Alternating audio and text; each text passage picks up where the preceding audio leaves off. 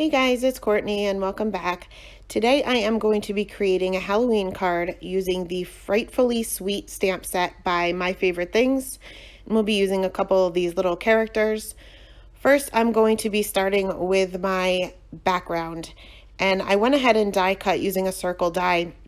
I just stuck a full stick Post-it note to a piece of cardstock, die cut that with a circle die, and then peeled that mask off. And this will be my moon.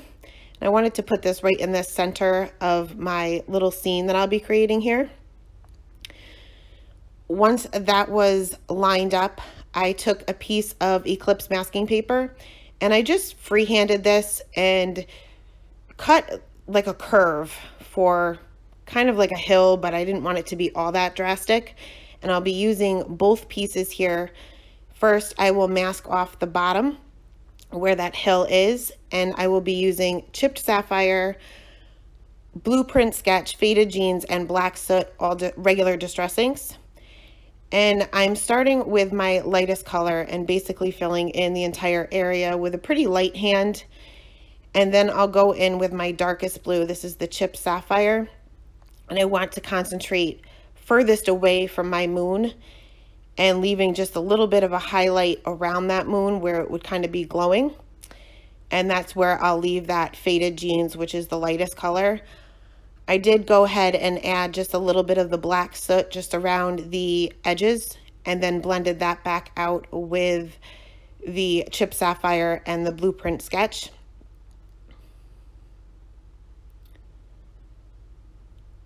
Once all of my ink blending was done for the sky, I used some shimmer spray and I just used the nozzle here and just splatter some of that on. This will kind of look like stars. Just make sure you blot that up. This is not watercolor paper, so you'll want to make sure that you do blot it up pretty quickly.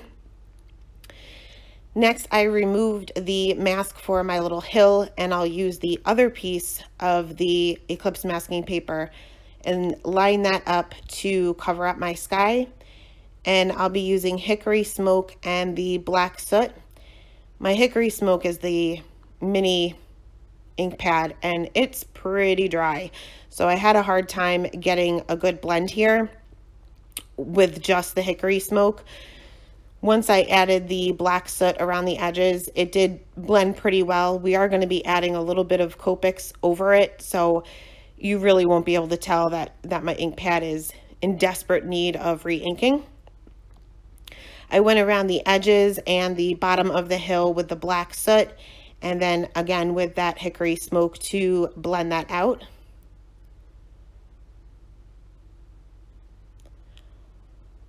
Once I was happy with that, you can see that I had a little bit of a white edge. I did not line my masks up good, but we'll fix that with Copics later. And I went ahead and put that panel aside to dry. No, I didn't. First, I took the pumice stone and I'm barely touching the paper here. It's kind of skipping. I just wanted to add a little bit of texture to that moon. Now I put my panel aside to dry and we'll move on to these little characters. I am stamping on a scrap piece of Neenah Solar White 80-pound cardstock. We're going to be die cutting these out later. And I'm stamping with Simon Says Stamp Intense Black ink because of course we will be doing some Copic coloring. Once my images were stamped out, we will move on to each of these little characters. We'll start with this little raccoon and starting off with what would normally be the black spots on him. I'm using my cool gray markers. I'm going right in with my darkest color here, which is the C7, because I find that the cool grays and the warm gray markers, they blend very well, so it's okay to go right in with the darkest color. Unless you're covering a large area, I don't find the need to put a base layer down of the lightest. Once I had all of the little black spots on this little raccoon done, we'll move on to the rest of him and we're going to be switching over to warm gray markers. And I'm going to use the same ones, only warm gray. So it'll be the W7, W5, and W3. Again, going right in with that darkest color. My shadows will be underneath where his or her little hat is, underneath his little nose, and these other stripes here on his tail. There would be a shadow underneath his little chin and his bow tie, and underneath where his arms are, as well as his little belly there. Once I had the darkest color down, I moved on to the W5 and just extended those lines out a little bit. I wanted him to be a little bit darker than maybe he normally would be, because it is nighttime. Even though we do have the light from the moon, I did color all of these images fairly dark. Once I had my mid-tone down, I moved on to my lightest color and just blended all of that out. Now these images are pretty small, so I'm mostly going in with 3 color blends here, occasionally adding in a 4th for larger areas, but overall I just stuck to 2 or 3 colors just because of the size of the image. We'll color all the little pumpkins last, so that's the only part of the images that I'm skipping for right now. Once he was all colored, we'll move on to his little witch's hat here. And I wanted this to be a dark purple. So I am starting off with my lightest color. This is a V01. And I'm just coloring in the entire area as well as his little bow tie there. Next, we'll go on with the darkest color. This is a V09. And I'm adding my shading on either side of the hat because this is a rounder object. Highlight would be in the center. Moving on to my 2 midtones here. This is the case that I did use 4. This is a V06, extended those lines out a little bit further. Then moving on to my V04 and then back in with my V01 to blend the rest of that out. I did forget about his little bow tie, so I went in with that same color combination to fill in the little bow tie, concentrating the darkest areas on the little loops of the bow tie. The center of those would be the darkest. That's kind of where they're like bunched up. For the little band on his hat, I wanted to keep that black. So I'm going right in with my black marker. So this is the 100 marker. And I'm just adding my shading to either side of that little band. Again, leaving that highlight right there in the center. Blending that out with the C7 and then the C5. Next, we'll move on to this little fox here in the center. And he has a cape and a little mask on. So again, I wanted these items to be black. So I'm going in with my black marker and just adding a little bit of shading on either side of his mask. And then for the cape, it would be underneath where his little chin is hanging over it, and where the collar, I guess it would be, is hanging over the rest of the cape that drapes down. Once I had my darkest color down, I went and moved on to my C7, which is my darkest midtone here. I am using 4 colors for this particular image, mostly just his mask and the larger part of his cape off there to the left. I'm starting my flicking motions here on the mask just to get a better blend, and just extending the lines on the cape with the C7. Then I'll move on to the C5, basically doing the same thing and just leaving a highlight in the center of the mask for the C3.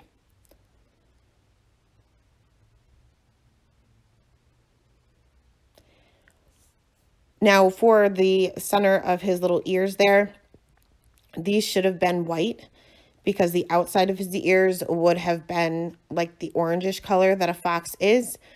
But I ended up coloring them black and the inside orange. But things like this, you'll never notice that it's supposed to be anything different than what it is.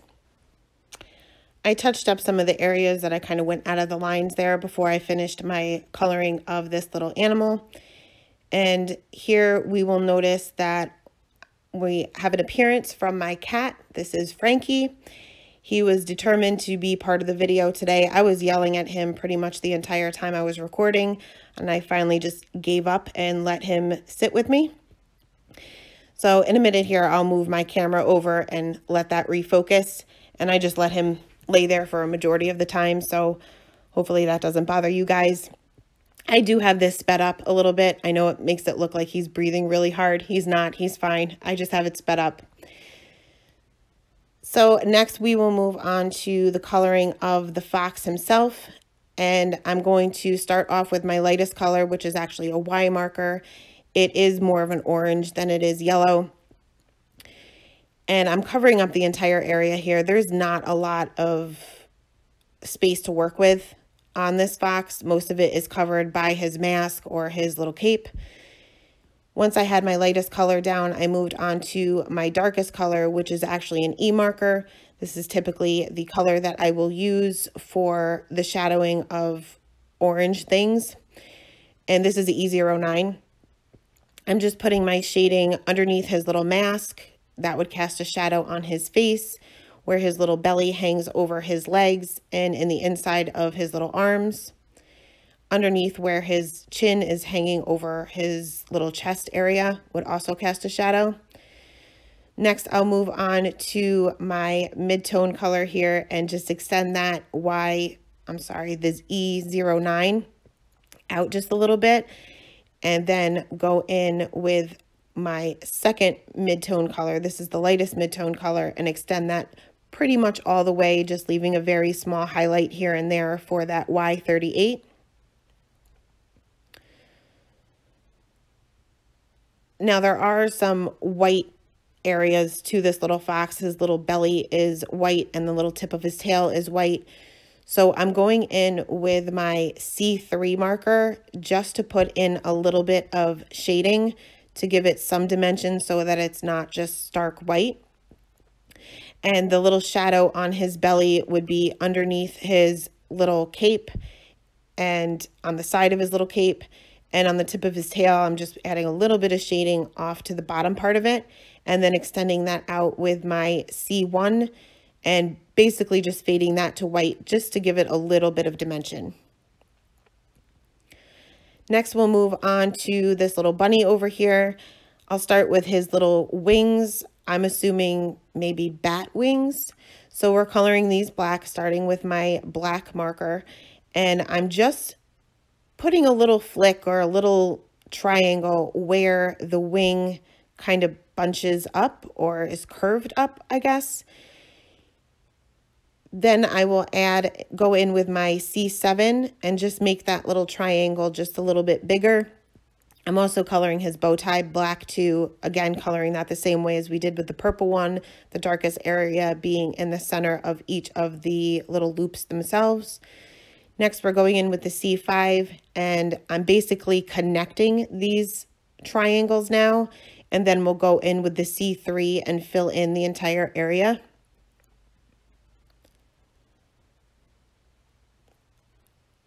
Now for the bunny, I wanted him to look white. So instead of the C markers that we used for his wings, we're going to go in with my warm gray markers. And I am starting with my W3 and just adding a little bit of shading to either side of his face on the base of his ears. And then there'll also be a shadow underneath his little arm where his belly is hanging over his legs and underneath his little bow tie there. Next, I'll go in with my W1 and extend that W3 out, basically fading to white. But I know I mentioned this before, the W1 is kind of far off from being white. It's not as close to white as the C1 is. So I will go in with my colorless blender and quickly go over the image to erase those flick lines that we have, and it will make it appear that it does fade to white. I added a little bit of R20 to the inside of his ears and his little nose. And next we will color these little pumpkins that all of these little guys are carrying. I am covering up the entire area with my lightest color, which was initially going to be my lightest color. This is a Y19, but I ended up going with my Y38. I don't know why I switch it up when I like a color combination.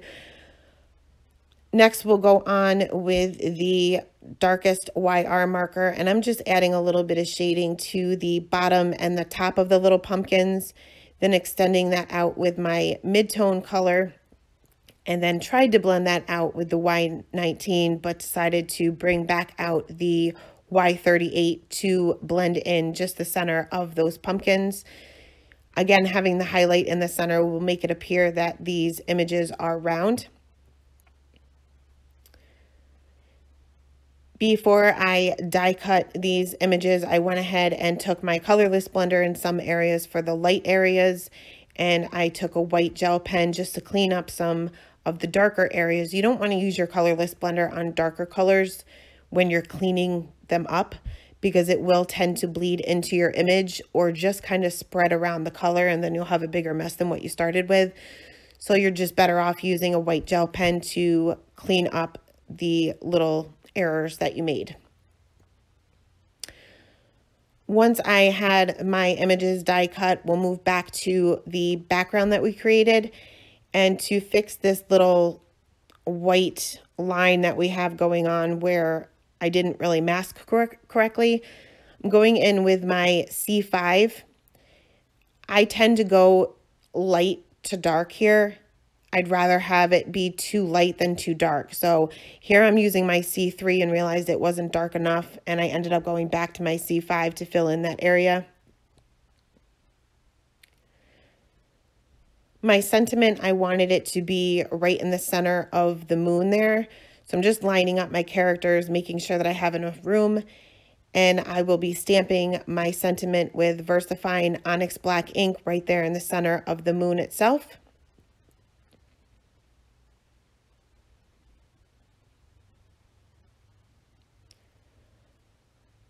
Now, the VersaFine is pigment ink, so you want to make sure that you don't touch that right away. It dries fairly quickly, but just give it a minute or two before you touch it, and make sure you clean your stamp right away. It's hard to clean once you let it dry on there. For my little characters, I did want them to pop up from the background a little bit, so I will be adhering them with my Scotch foam tape. And I have a special pair of scissors that it's designated for any adhesive. They're still very sharp, but I find that when you cut foam tape or when you cut other types of adhesive, it will leave kind of like a film on your scissors. So I always use the same pair of scissors for my foam tape or any other adhesive that I cut out. Once I had all of my characters popped up on my panel, I did add a shadow underneath each of them. Now my light source is in back of these little characters, so my shadow is just basically straight down. Started with my C7, extended that with my C5, and then extended that a little bit further with my C3, which is pretty much the same color as that hickory smoke. I added a few little details with my white gel pen here, adding reflections to his mask and to his cape, along with their little pumpkins, the witch's hat, and the little bat wings. And I did add a little bit of sparkle. Before you add your sparkle pen, you want to make sure that that gel pen is dry, or else you're just going to smear that around. Added a little bit of sparkle to different areas all throughout the card. And then I adhered this to an A2 size white card base. And that is it for today, guys. Thanks a lot for stopping by, and I hope you guys have a wonderful day. Bye.